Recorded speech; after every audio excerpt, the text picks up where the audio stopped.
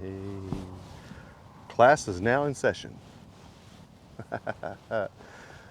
Meanwhile, back at the ranch with the coughing beekeeper. Ooh, it's a work in progress.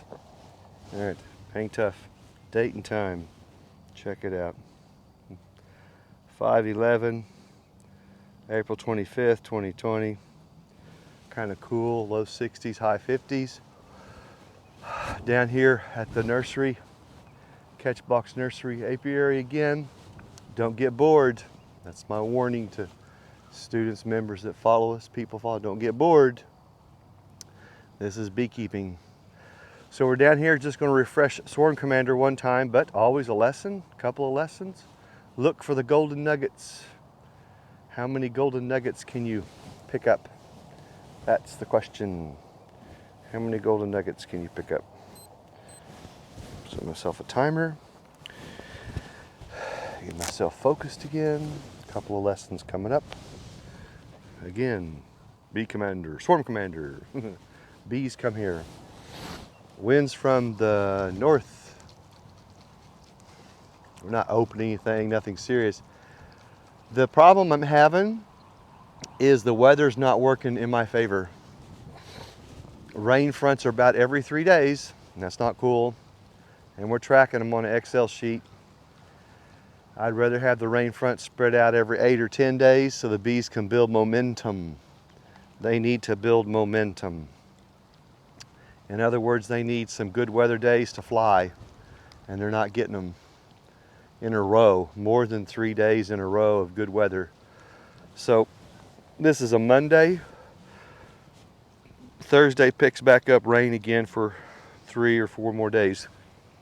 That stinks. Now here's the flip side. Once the swarms really get to moving hard, things can change pretty fast. So I've learned over the years, okay, it may be quiet right now. Hang tough here now, because the longer that goes on means the closer you are to action. This can't keep on like this. There's too many colonies of bees around. Oh, there's a scout bee right there checking us out. So they know they're here. They know the boxes are here. So let's have some lessons. This is mostly mental strategy. Let's see, wind is from the north. I'm only going to do one spray. I say one good one.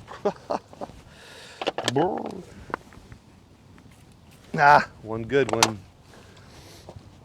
One good one. We've already, whoa, is that a bee shot out of there? Maybe. We've already housed 2 swarms from our bee trees, just like we taught. Just like we taught a couple of days ago. Signs in front of the bee tree. Out they come. Filmed it. The last one, forgive me, because it was kind of a muddled, messed up video. A little stressful. It is. Exciting.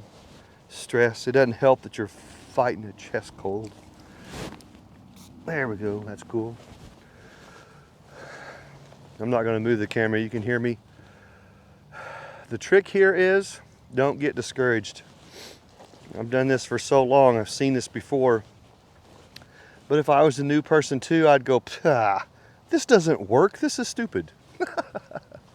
Yeah. About the time you pull your boxes up, here come the bees.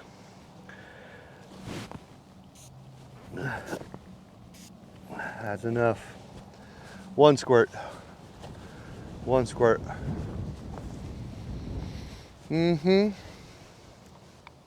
That's okay. Sometimes it happens fast. Sometimes it happens slow. That's okay. I have strategies. Oh, that's good. Hold on. Working my way there.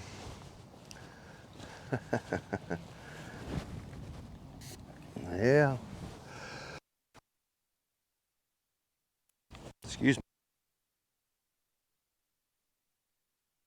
on still how you always get better and better. You push yourself to get better and better, okay? Even me, so I have to learn how to edit video, and there's plenty of areas I want to edit. The filming has to take place, but the beekeeper's having issues with a cold. Oh my gosh. Okay. I forgot to bring my gloves. Okay, a lesson. I'll give you a couple of them.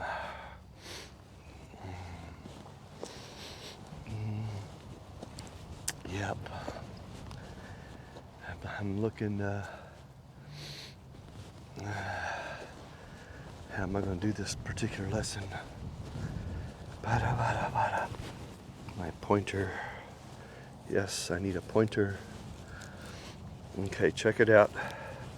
So, I've seen enough scout bees to know, aha, they found us. But apparently, I'm not quite enticing enough. Remember, when you're doing catch boxes, you're competing with other houses. I'm gonna zoom in because I'm gonna do a lesson right there. Ooh, okay, maybe I'm not bouncing around. Time out.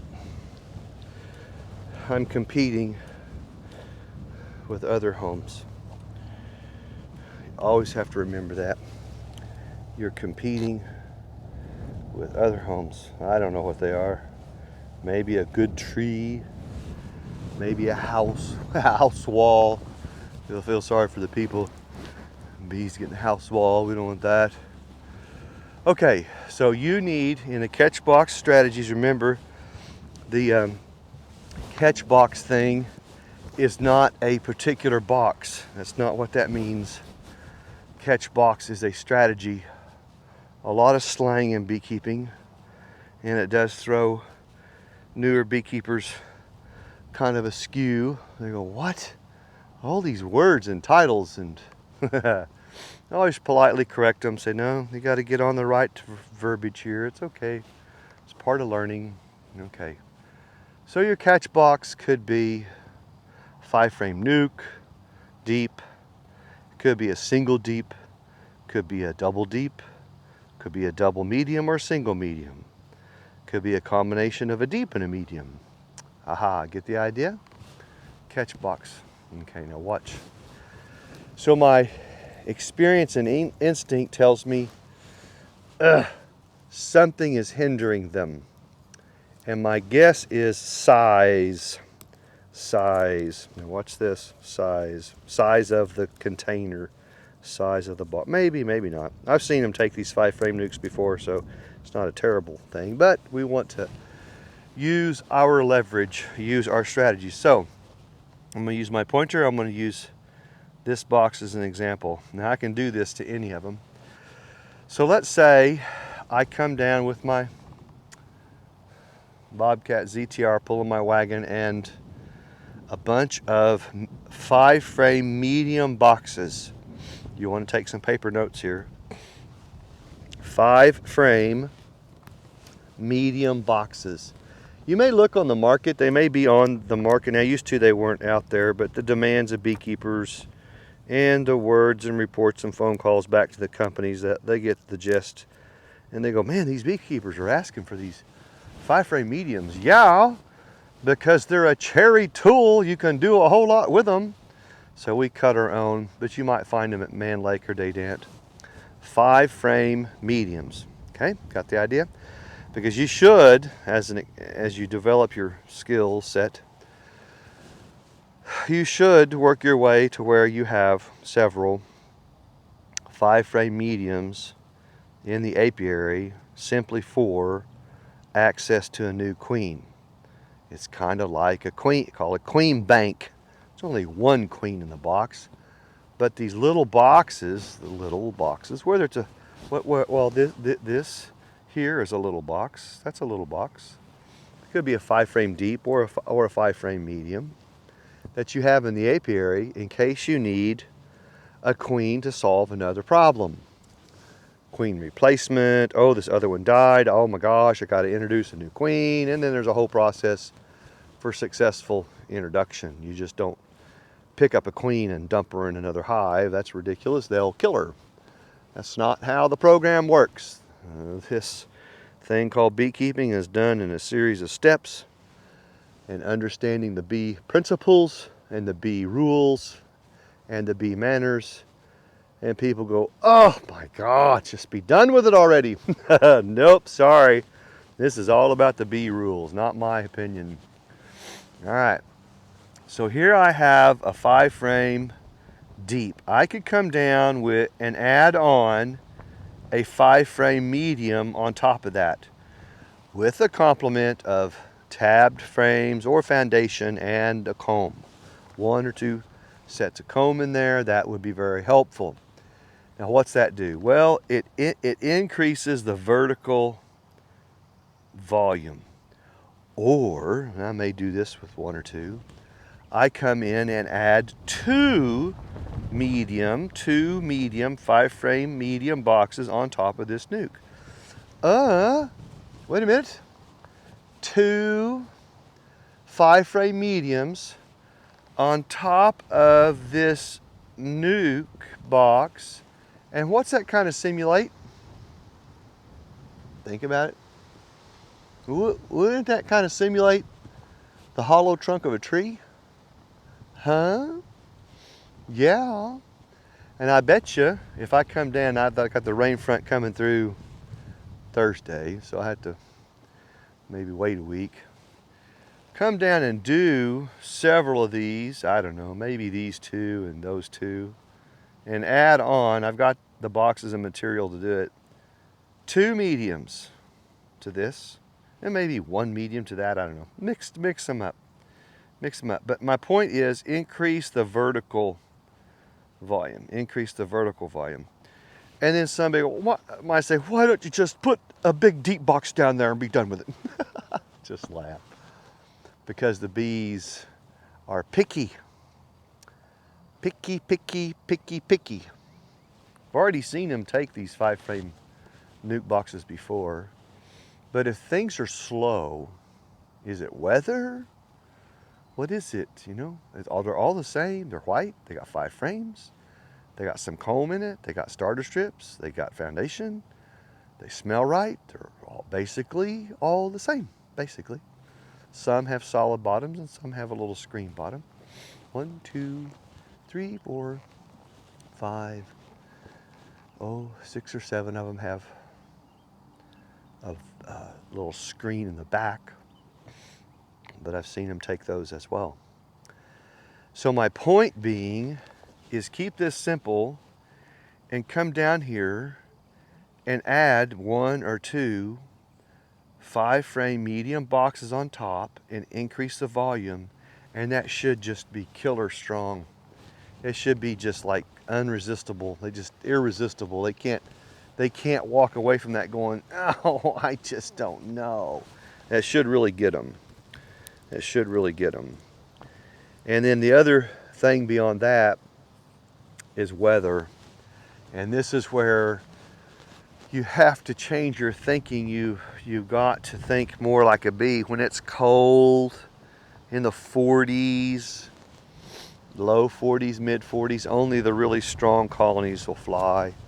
We got a strong north wind right now, about 10 miles an hour, 10, 15, say strong. Too strong to be opening and messing with a full colony. Too cold, that can be dangerous. So I'm weather sensitive, and you'll learn how to become weather sensitive. You should, on an Excel sheet or some kind of paper sheet or computer sheet, something that you track rain fronts. I like color-coded squares. On Excel, I can pick up different color-coded squares. So on one Excel sheet, I color one color, I think green for rains and yellow for swarm commander, or vice versa, whatever. I track it, and it gives me a feel for too much, like the rain is just too frequent, dadgummit. Or it spreads out. And when it spreads out like 8 or 10 days, okay, now I get excited because the bees need momentum. They need momentum. Well, what's that mean? They got to have some consistency in flight days. They really do. And what happens is you get a volume of nectar coming into the hive day after day after day, and the girls do get wound up and they may want to go ahead and swarm.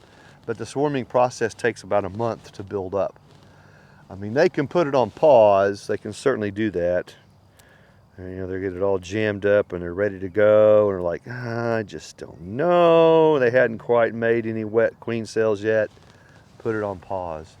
But we get a nice week where temperatures are 75 or higher, 7 to 10 days of no rain. Man, you can expect swarming.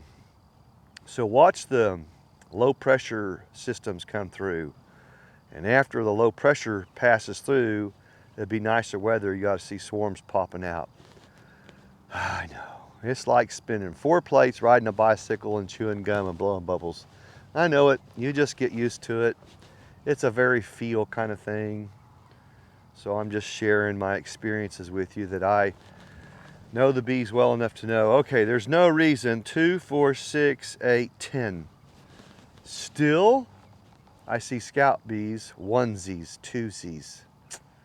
Yeah, what date is this? Like, man, I should have had one take anyway.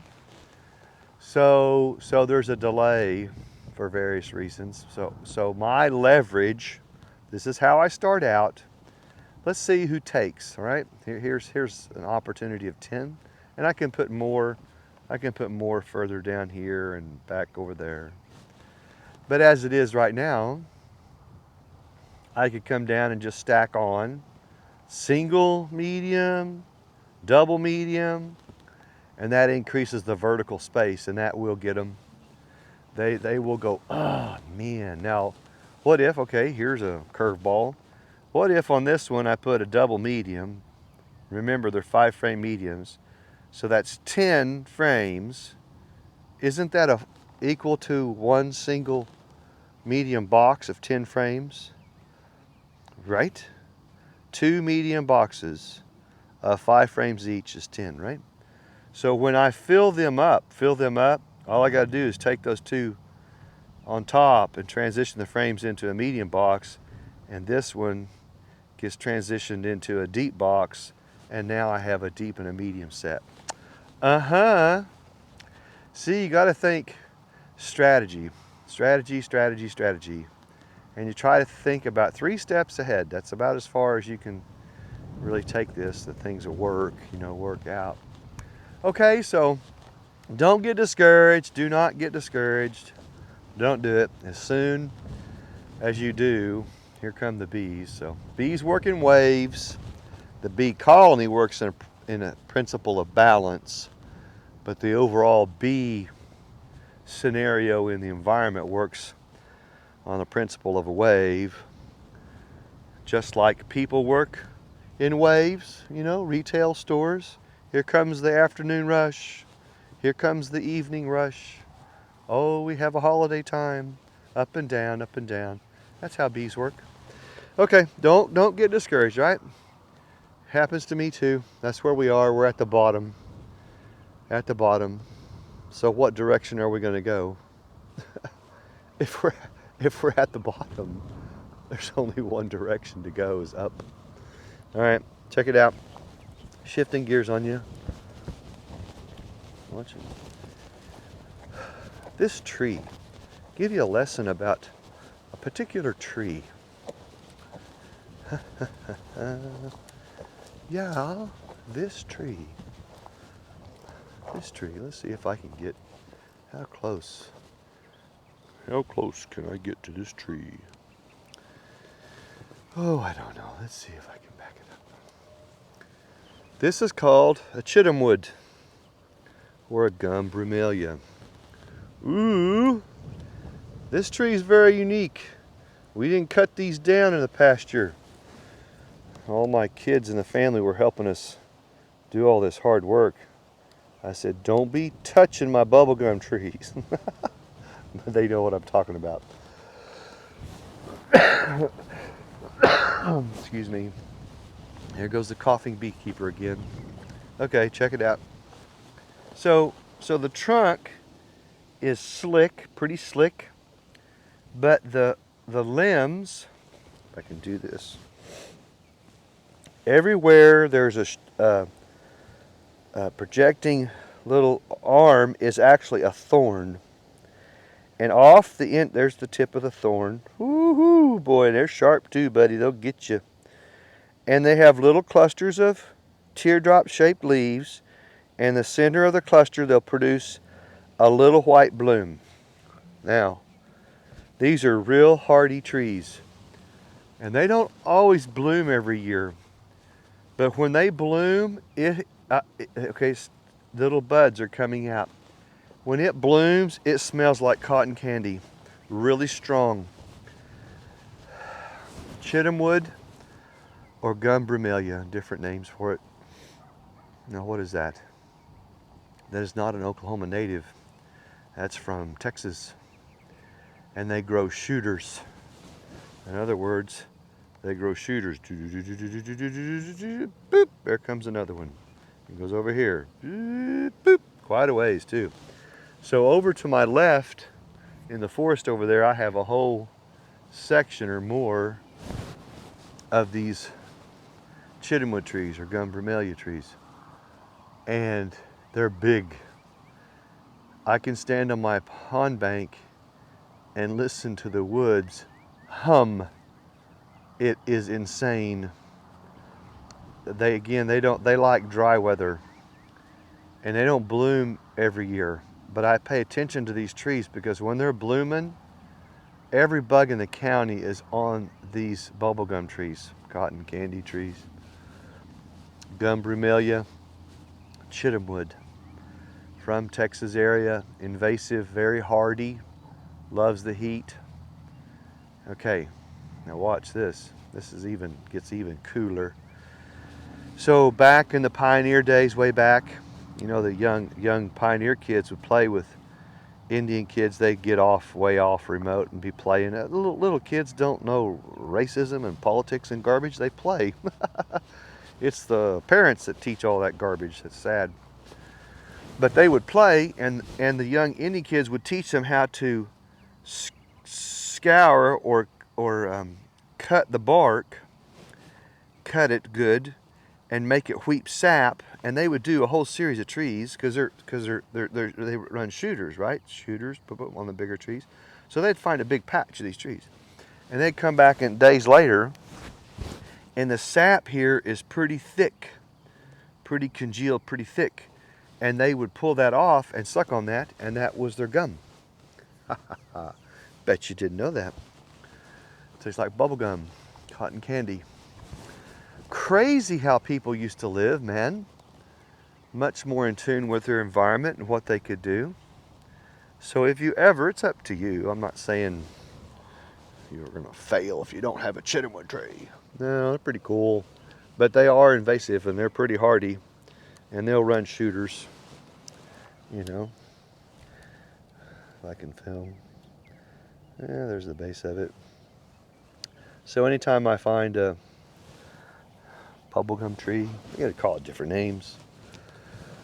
Chitomwood, I think, is the official name. Gum bromeliad, scientific name, I think.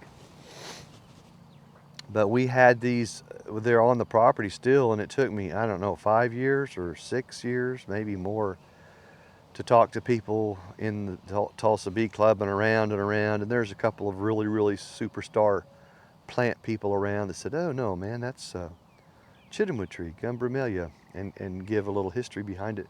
Very cool, man.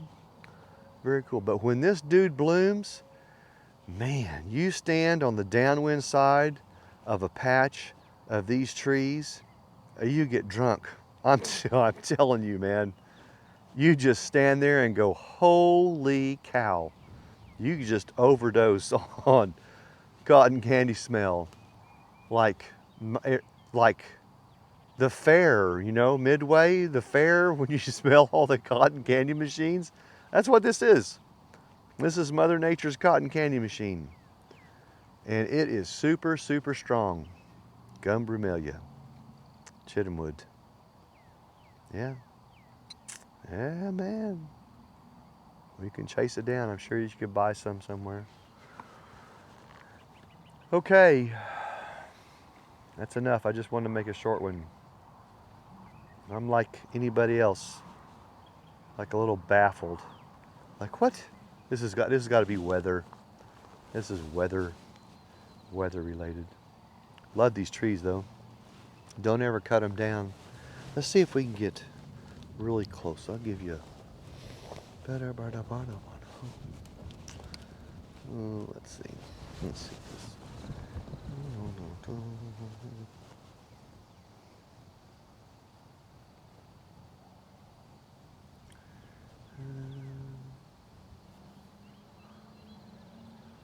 Yeah.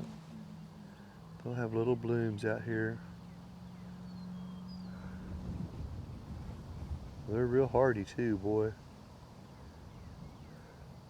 Limbs have thorns. These limbs have thorns. The trunk is slick. Not black locust. This is not black locust. No. Yeah, baby. Love it. All right. So I hope I gave you more questions. Make your brain cramp. If you like what we teach, you want to learn more from us, hey, check us out, littlecreekbeeranch.com. You can plug into the personal advisor program. That's an ongoing coaching support system. Very, very cool. There's a whole truckload there. I'm not going to repeat all of it. You can go and read it. Also, too, we have a YouTube site. Main YouTube site is Ken Davis, the Beekeeper. Backup YouTube site is Little Creek Bee Ranch. I would just go to Ken Davis, the Beekeeper. Check out the video lessons. If you like the films and teaching, hey man, click the like symbol, notifications bell, subscribe. Get us some more exposure. Tell your friends about us. We're contrary, you bet, because the bees are contrary. It's too hard when you come into this and you're going to be a traditional thinker. You're causing your own troubles there. All right, cool. Chitamwood or gum brumelia. Get you one today. Later.